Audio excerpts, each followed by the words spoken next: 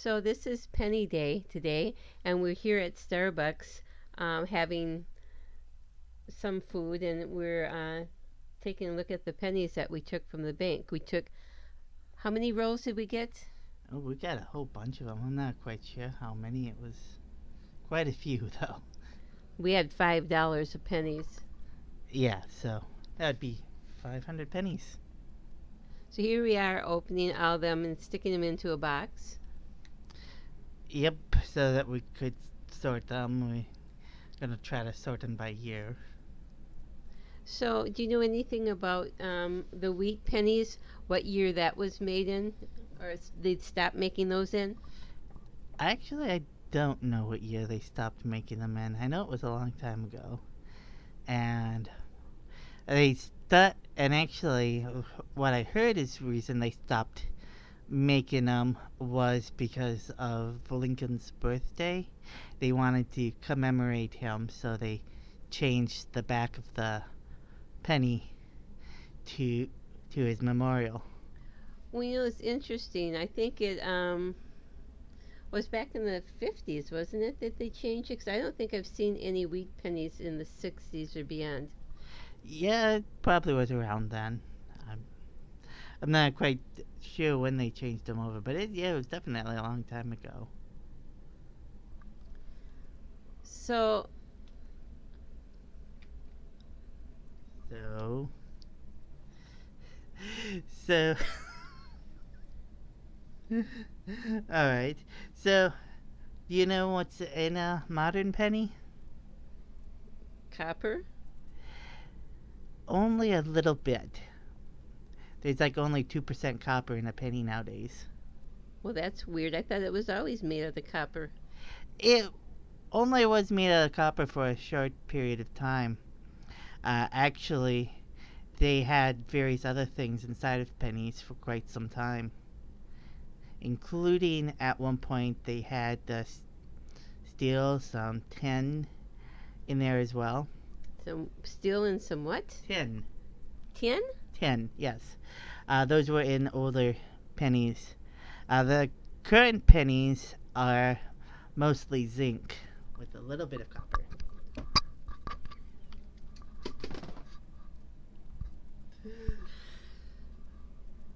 Okay, well, I didn't know that. Zinc, isn't that electrically charged? Yes, and that makes it interesting. If you were to rub off the copper coating on one side of the coin, you could actually use that as part of a battery. We should cut a penny in half and see what it looks like inside. Well, it probably wouldn't be too interesting, uh, because it'd just be like a solid gray inside. Really? So underneath the copper plated, and then underneath is just zinc inside? Yep. Oh, that's weird. Well, in Disney they squish pennies. They have pressed pennies with different designs on them. That seems to be all one color. Yeah, because that doesn't damage the outer layer of the penny. It just flattens it. Must be awfully thick copper. Well, in relation to the size of the penny, yes. So, okay, you were talking about making batteries. Yeah, like I said earlier, if you were to rub off one side of the penny, you would have copper on one side and zinc on the other, and and then if you put it in like a piece of cardboard soaked in vinegar, you would have the makings of a wet cell battery. Doesn't seem like it would do a lot. Pennies, you would get electricity. I knew it was electrically charged, but how much do you think electricity you could get out of, let's say, one penny? I'm not really quite sure. I'd have to actually test that to find out. I mean, I know all the components are there. I just don't know how much energy you'd get out of them. Could you run like something small, like an LED light or something? You probably could. I mean, you might have to, depending on which LED you pick, you might have to stack a few pennies up. But yeah, you could do it. Well, that sounds really interesting. Well, we had a job in front of us getting all these pennies. We were going to separate them by year. Yeah, that took a really long time. It takes a really long time to do that. It was kind of strange because we thought, it would just work out. We should have had like little cups and each year printed on the cup so we could stick the pennies in the correct cup, and maybe we could have done it. Yeah, that probably would have worked better. But we got what we got. Oh, what do you think about using pennies? A lot of countries have gotten away from pennies. Do you think maybe we should too? Tell me what you know about that. I think we probably should. I mean, it actually costs us 2.5 cents per every penny we make. So, I mean, we're losing money on making pennies. Plus, as you know, the argument of prices going up is kind of bogus because it's only the only time you really would have to round the numbers at all is when you're using cash transactions, and a lot of people do use, your credit card, your debit card, your gift cards. Those you could still do down to the penny because there's no actual currency involved, so it doesn't matter if you don't have pennies. So I think since that's where the bulk of the transactions are happening, it's not going to affect the prices on a grand scale. And then, even so, for the places where you do have to use cash, I mean, you're talking about, 1 to 4 cents, being having to round up or down. And I'd imagine then it would probably balance out anyways. You might lose a few, you might have to pay a few extra pennies on one transaction to round it up to 5 cents, but there'll probably be another transaction later on where it gets rounded down to 0 cents. So it'd probably balance itself out in the long run, anyways, and then we wouldn't be spending all this money and time on pennies that really don't serve any purpose anymore. That's true. It really does get in your way. You try to do a transaction, and it's like $10.01, and you have to come up with 99 cents, or the cashier has to give you 99 cents back. Um, another thing, when we first started talking about it, I thought, well, maybe some people say, oh, it could be 4 cents on a dollar, and you bought a $4,000 thing, but no, it's just 4,000. I'm sorry, 4 cents on a purchase. So you bought a new car and it cost you 4 cents more or 3 cents less. It's not a big deal. Yeah, you're right. It's not rounding, having to round up or down every dollar in the transaction, just the final dollar in the transaction. So really, it's not going to make a huge difference in prices unless you're constantly buying single dollar items all the time, and then maybe. But I mean, for the most of us who, usually buy higher priced items, or do a lot of, you know, use with our debit cards, credit cards, we really ain't going to see a huge difference in prices, if any, if when we get rid of the penny, if we ever get rid of the penny. If we ever do. I know that Canada's gotten rid of the pennies, and I've talked to many people from Canada, and they're quite happy about that. I can see why. I mean, there's really not much reason to need the penny around for anything. I mean, you really can't buy anything without having to have a ton of pennies on hand. Usually, even nickels aren't even worth that much nowadays. Uh, really, if you think about it, try finding like a vending machine or something that actually accepts, nickels or pennies. Most of them don't do it because they're worth so little. It's not worth trying to actually sort them out. Yeah, I never thought about that, but that's right. You can't put pennies in a vending machine. That is, yep, that is true. So already some businesses are doing that. Yeah, that is a good point. Hmm. Though, on a slightly unrelated but still related to pennies topic, one thing I found out that was interesting, if you look on most coins, Yeah? means the head will face to the left, But on a penny, the head is facing to the right. Really? Why is that? Well, it turns out that when they were making the penny, there was no defined direction for the person to face, and the artist just happened to have Lincoln facing that direction that day. And then later on, when they made the other coins, they had them all face left.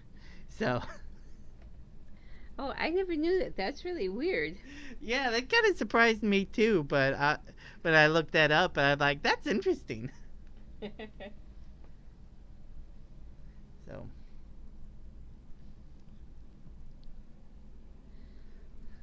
I'm kind of about stuff to talk about.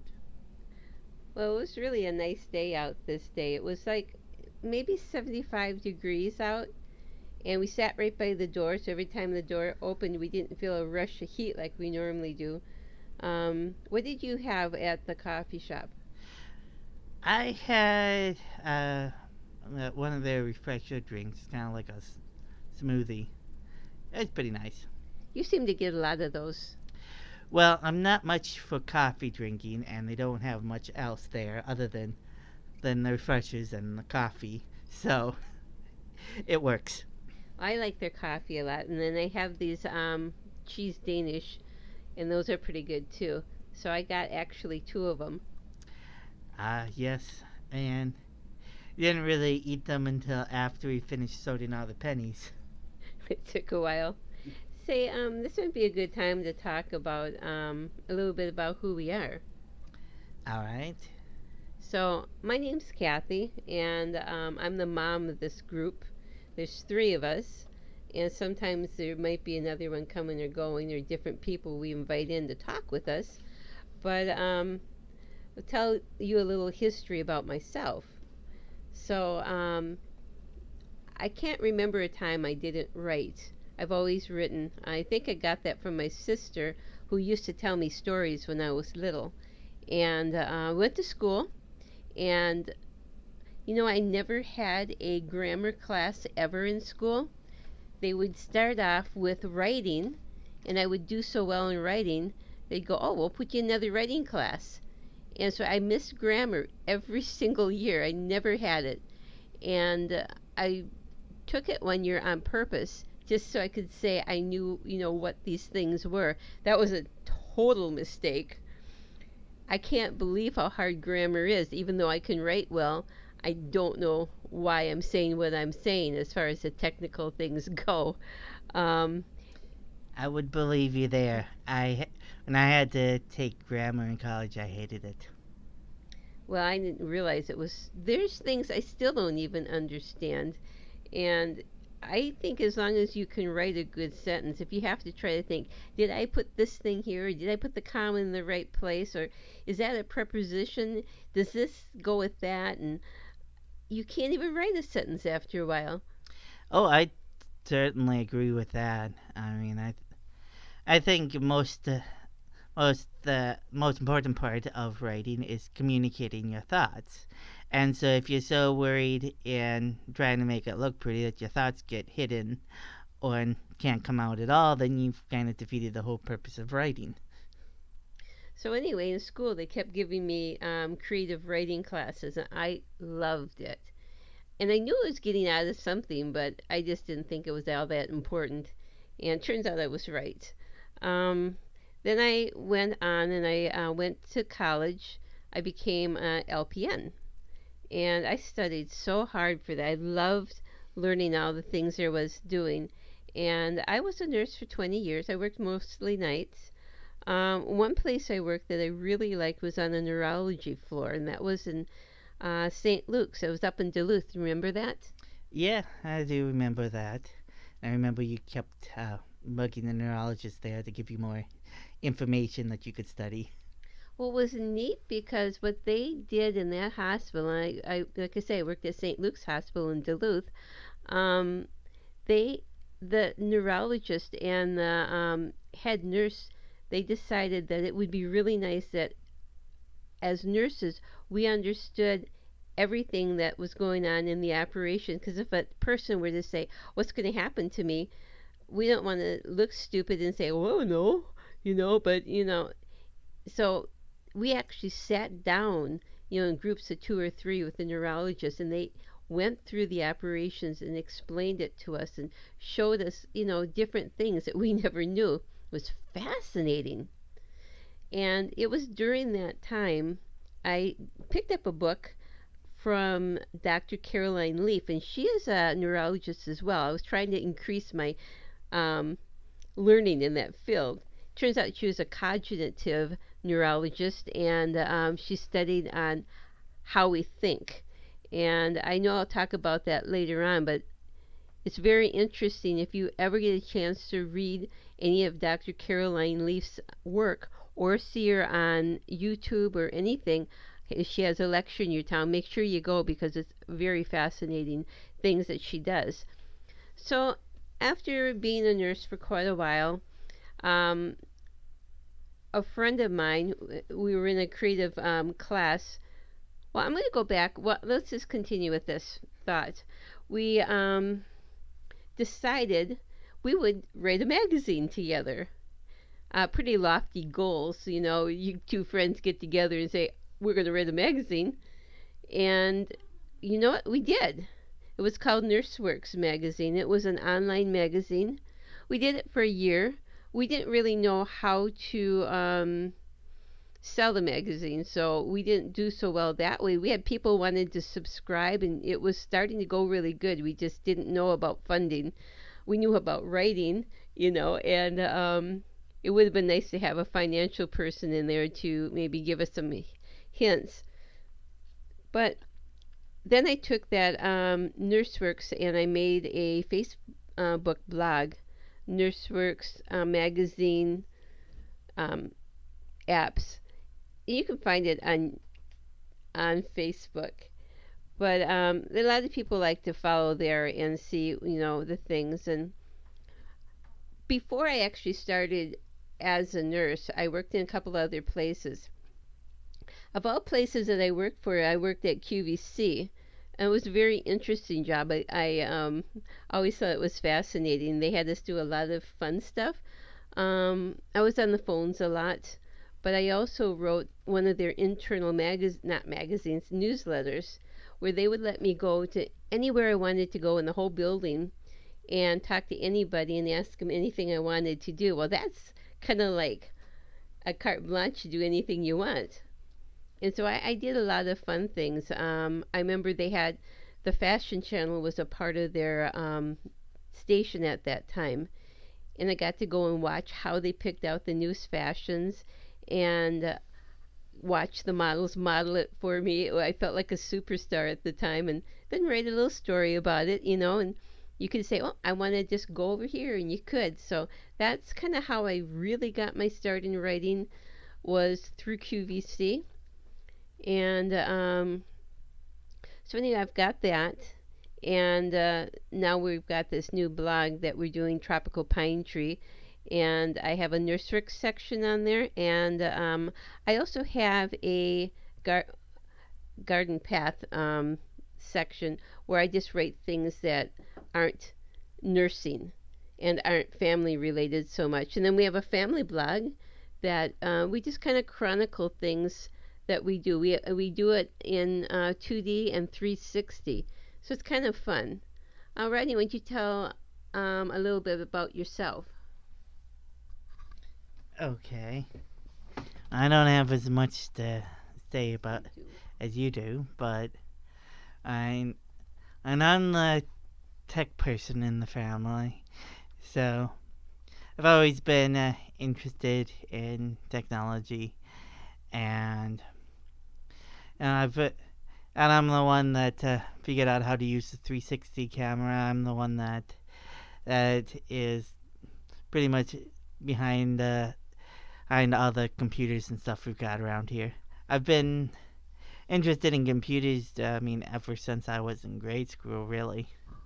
Actually, he was interested in them before he could even talk.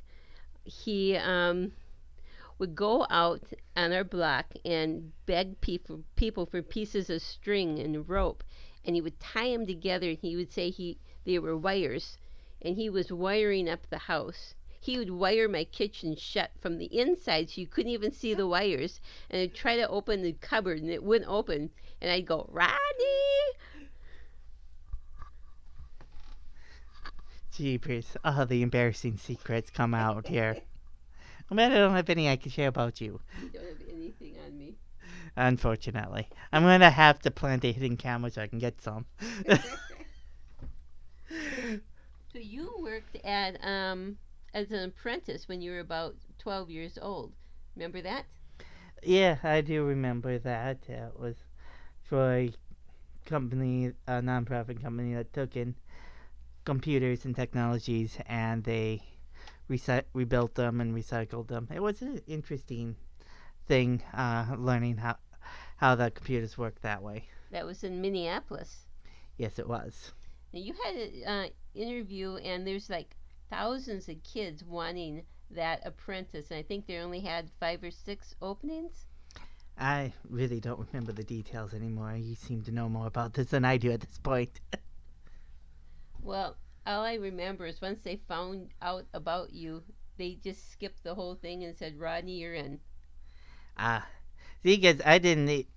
Because yeah, from my point of view, it's just like I wanted to do it and I was in there. So, I didn't realize that there was this whole selection process that was going on, and I somehow got pushed ahead of the line for some reason. I'm not quite sure what happened there. Well, it was a big selection, went on for months and months, and you missed the whole thing. We found out about after it out. It was way too late to get into it anyway. And we went in and said, "Can you just talk to him?" And they did, and they said, "You know what? You're going to be one of the people in the class. You need to be here." And so they worked with you and taught you a lot of stuff and got you more enthused about what you were doing. Oh yes, definitely. And I do believe that's really where I got my start from. And yeah, I've just been really going crazy with the computers ever since. I don't know. I think you might be okay. Sorry about that. So, oh yeah, that's how I got my started. And the next, I think, really interesting thing when I was doing a college internship for this one community center. I mean, they were. It was one of those things where they just started that computer section, and they believed that the idea had pretty much failed because it was implemented so badly, and so they just had to take on an intern just so that they could have enough funds to shut it down properly. It was really what they told me when I got there. So it wasn't really like they hired me to actually learn anything. They just hired me because they needed to hire someone to get the money to do other things with. But that didn't. But since I already knew a whole lot about computers at that point, I'm just like, well, I could either just sit in the back and basically goof off, and that's all they're expecting of me, or I can actually try to do something with this, and it broadened my horizons a bit, and so I took upon the big effort of cleaning up the center and reorganizing things. Ooh, nice thundercloud. Yeah, it's pretty dark outside. So, saying it's pretty dark outside while the video shows bright daylight probably shows that we're not recording this audio at the same time. Well, obviously, our mouth might be moving and the wrong person might be talking. But that too. Oh well. Well, the interesting thing what you did there too was you implemented a thing where people would have to sign in, and that you kind of took control of the computer to make sure that they weren't doing the wrong things, and so you could just shut them down if they went to an illegal site. Yeah, it was actually features that were already built into Windows that apparently the last people there had no idea of. So I just after doing some research and finding out about these things, was able to reorganize and reset things, so I had a lot more control from the back end office. Uh, And yeah. and at that time, people were so discouraged because they couldn't use the computers because they were being taken over by like a horde of kids who wouldn't get off, and all they wanted to do was play games on it. And the real people, not that kids aren't real people, but the adults who wanted to use it for like making a resume or things like that couldn't get on the computer. Oh, it was worse than that because a lot of these computers had so much viruses and scamware on it that they didn't half of them didn't even function. So even the kids were left high and dry a lot of the times because the computers would just up and crash on them. So I was definitely a big improvement over what they had. Then once he got it all fixed up, he had like a line of people who wanted to use it, and they would sign up days in advance, and it became so popular that they decided not to shut it down. Yeah, and it was actually cool because yeah, my job there lasted longer than it was originally planned because I had done so much to turn it around. It actually was functional now, and it proved to them that the idea was actually a good one. But it didn't last, unfortunately, because since they didn't find because it took so long for me to actually get it turned around, they had limited funding, and then when another recession hit, they didn't have any more money to keep it going, even though they wanted to. But you did a real community service there, and a lot of people were helped. So I think you deserve a pat in the back. Well, thank you. So, okay, you went to college. Tell me about that. You went to a couple colleges. I did, yes. And part of that is because I was told that if you started at a community college and then went to university later, it was not only like gave you less student loans, but you got slightly better learning at it. And it sounded like a great idea, and certainly when I started at the community college, I was just willing to learn everything technical that I could. But I had a lot of fun at first. Excuse the thunder in the background. Yeah. Uh, but yeah, it was really fun going to college. Um, especially when I ended up taking the course in logical thinking. Because that was kind of like because when I was like going through high school, and oftentimes I had to take gym class, I'd always be like the last one picked on the team.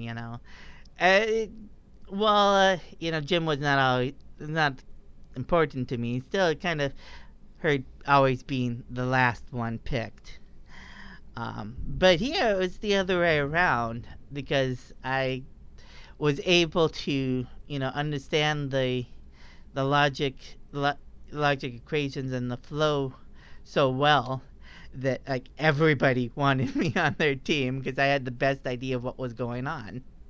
Well, back in high school too, you figured out a way to get out of gym class, and I don't think you went for the last 2 years. You weren't in gym class at all. Yeah, I did figure out many ways to reduce gym class, and part of that was because I was doing so poorly in gym class. I wanted to get out of it as much as I could, and so got creative. So, okay, so what was your first computer job? At first computer job, oof, that's a hard one to think about because it was a long time ago. Actually, I think that internship was the first official computer job I had. Mm-hmm. Um, let's see. I think after that, Around that time, you moved to Duluth. I mean, you moved from Duluth to Orlando. yes, and then I couldn't get a computer job right away, so I had a regular job for a while. Then I ended up working for Bright House, which is a cable company that was up here, and did that for a while. And then I got into a computer repair store and worked on that stuff for a while. That was a lot more fun. Yes. Unfortunately, that was a small business. That wasn't like a big chain store, but a small business that fell on hard times, so I had to find another job. Yeah, that was with the recession. Everybody kind Yep, of was shut down, including your job. yep. So it was back to the drawing board for me, but luckily I eventually found another computer job. This time at Lockheed Martin, which was even more fun because now I got to work on everybody's computers over there. And they and the campus there is really nice too. It was really quite amazing. Um, Then after Lockheed Martin, I think did you start at CenturyLink at that point? yes, I did. And then and now I'm still working at CenturyLink. Only now I'm not just repairing computers, but I'm also programming various websites for them. And last year you got your associates finally. You took so many classes, it's ridiculous that you didn't have an associate's, but you had to take English and speech and a few other things. You finally made it through, and now you're going for your BA. Yes, that is correct. And that's going to be really fun when that starts up. Yep, just a couple months. Yep, can't wait. So when I was what preempted NurseWorks was I was actually working as a nurse, and I thought if I could just have this one little program. They used to have these things that you would press a button and then like two or three functions would happen. I don't. Do you remember that? What were they called? I don't remember Well, it was something that it was all the rage back then, anyway. And I said to Rod, "Could you make one of these?" And he says, "Oh, you mean an app?" And I'm like, "An app? What's an app?" And it wasn't very long after that we had an app, Yep. and we started making apps, a lot of apps, and a lot of them are still up today. Yeah, you can find most of the apps that we made still up in the App Store. Google Play right now, we're not on Apple anymore. Yeah, and that's because Apple wants you to pay a yearly fee in order to keep your stuff up there, regardless of whether you make money on it or not. You still have to pay a large amount of money to keep your apps up there, and so since we aren't making a lot of money off these apps, it wasn't worth continuing to pay the Apple fee. But they're still up on Google Play. Right, and it was a fun learning experience for both of us, I think. Oh yes, definitely. You had a lot to figure out because you had never worked on an app before. Yes, that is true.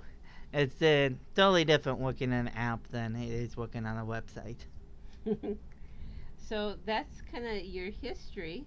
Um, and then here for this website, I mean, you built the website and you've been improving it and doing a Mm-hmm. lot of internal programming.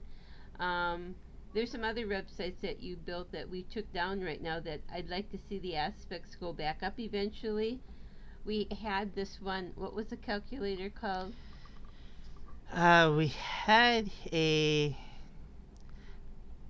Let's see here. I'm not going to think of what calculator you're referring to, but I do know we had one point where we had a thing where we calculated how much time the nursing homes were actually spending on patient care versus what they were saying they were spending on it. That Now was that interesting. that was an interesting thing. That was the calculator actually was with nursing homes. It was how much abuse was happening in the United States, and we made different sections, whether it was physical, mental, sexual abuse, all these different categories. And we started, and we did about 6 months of them. Every day I would just look on Google, find out what they were, and it was in the thousands. It was awful.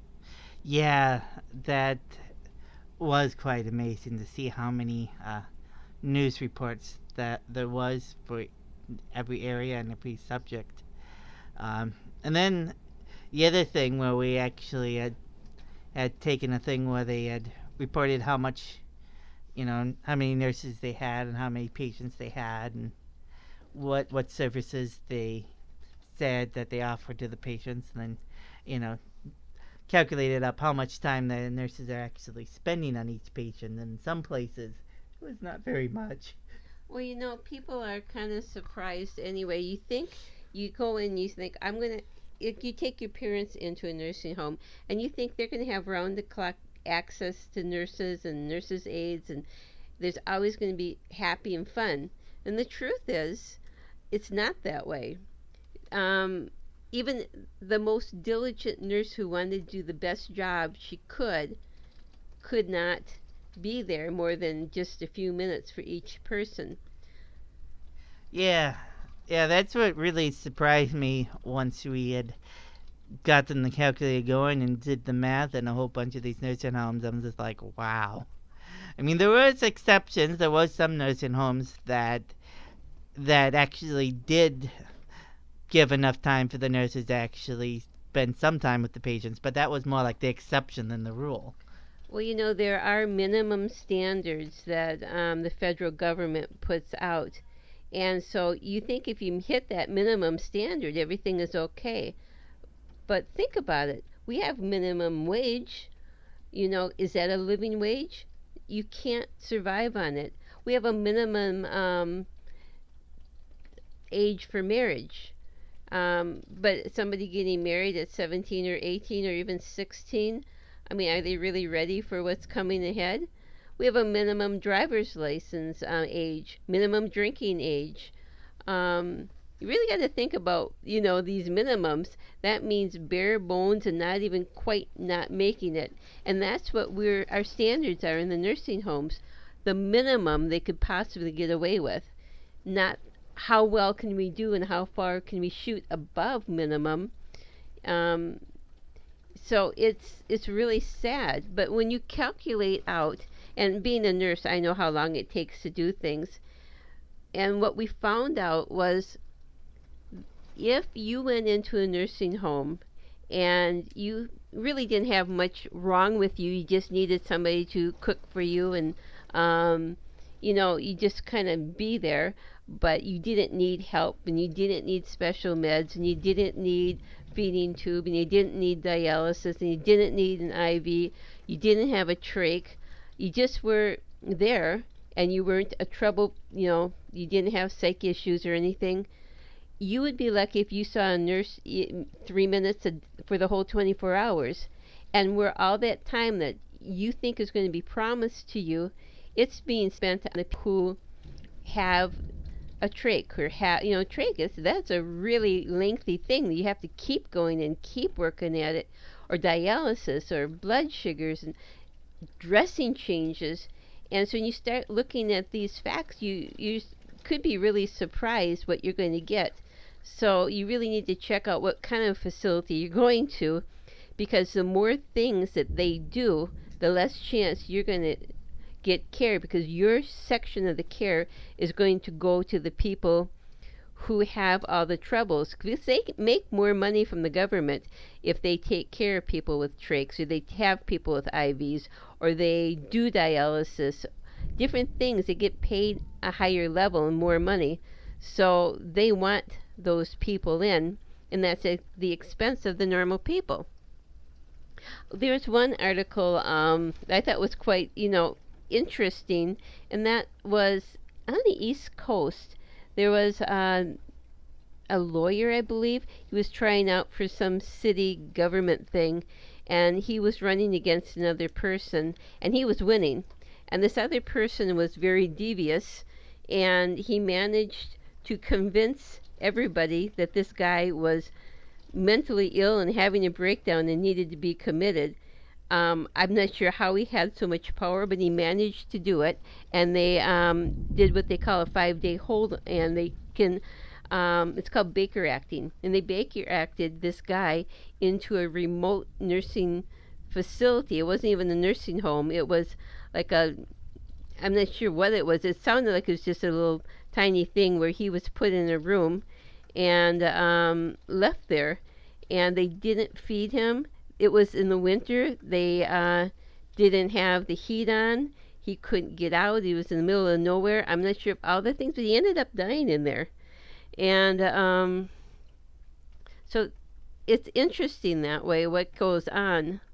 Also, it's interesting to know that very few people die in the nursing homes. Very few people die in hospitals. um, More than likely they're going to try to get rid of you if you're going to die because they don't want you to die in their facility because it makes their numbers look bad. So a lot of people on their dying, last couple breaths, they're hustled into an ambulance and sent to another place, and they're not going to make it there. They're going to die en route in some parking lot, and it's a shame what's going on. But I'm sorry, I'm going to get off my soapbox now. But you can tell that nursing home issues, it kind of annoy me. I mean, I had my mom in a nursing home and really was careful about what place we got her into. But still, things can happen and you can't always be there, but it's best if you can.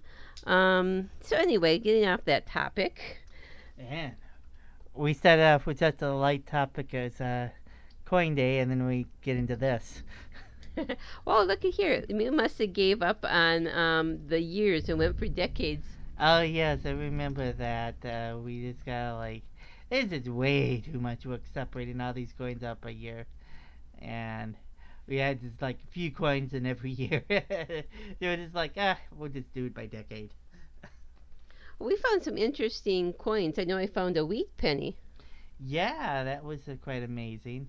And then we found another coin that had that weird stamp on it. Yeah, you found that one.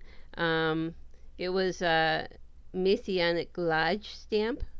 Yeah, and I've never seen such a thing before. Uh, I did some quick looking up on the internet. About the only thing I could really find that mentioned it, because most of the stuff I found was for coins that were actually completely, uh, completely taken over by the icon, not just the icon stamped on a regular penny.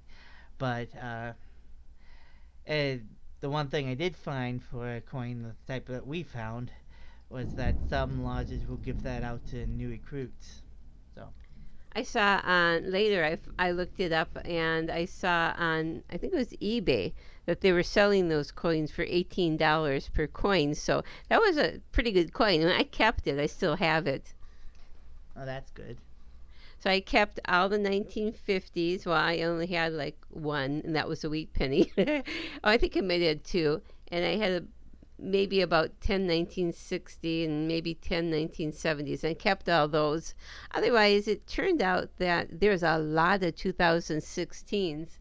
Yeah. And so I remember what the count was. There's probably like 100 of those. And of course, we're halfway into 2017, and we only found like, what, 10 or less? Yeah, it wasn't a very big number, which is kind of interesting that most of the pennies that we got were older. Oh, it looks like we're getting down to the end there. Yeah. So that, there was, it took a long time to do that. And we should talk a little bit about Patreon and what that's all about. Yes. We certainly can talk about that. So we aren't, we're just a normal family, and so we aren't like wealthy, and we don't have all this, money to spend, and so we try to, we hope anyway, to make a little bit of money in order to support what we're doing, because right now it's all coming out of our pocket, and that includes the cameras and the microphones and all the different things that go into it, computer packages. And Patreon is a way that if you are finding that this type of information you're getting from us is helpful or interesting, you might want to consider Patreon because it's a way of giving to us, and we certainly are responsible with what we're given. We're not going to spend it out and going out to eat, but rather with equipment and with different things that we need to learn to make this better. Yeah, the more we can make off Patreon, the more interesting videos that we can make, and the more unusual stuff that we can do and get on camera for you guys. You know, we have some interesting prizes because, of Rodney's ability. Wow, a little blank space.